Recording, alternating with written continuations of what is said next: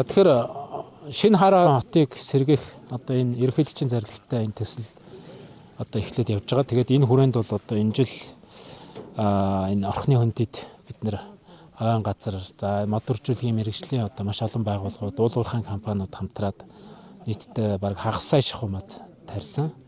За тэгээд мэдээж одоо энэ нөгөө бас бид нар илүү их нөгөө хотынхоо зүүн тал болон зүүн хойтлоор энэ уулынхаа бэлээр тарьсан учраас зарим газар бол усны хомсдолтой байсан, зарим газар бол бас гайгүй.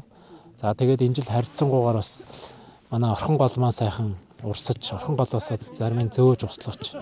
Тэгээд зарим ургалтууд маань бол одоо 80-90% таа байна. За зарим газар бол 50% ургалттай. Янз бүрийн л байгаа юм байна. Тэгээд ямар ч байсан манай хариуцсан талбай хувьд бол 90 орчим хувийн ургалттай сайхан ургаж байна. Тэгээд ер нь бол ингээд бас модуржуулгын мэрэгжлийн маш олон байгууллагууд оролцсон. Тэгээд энд бол одоо мэддэг чаддаг бүх юм зориулчлаа л та. Тэгээд өмнө энэ чинь нэг ой байгаагүй талбай учраас ойжуулахад тулгуурдаг одоо бас олон бэрхшээлүүд байгаа.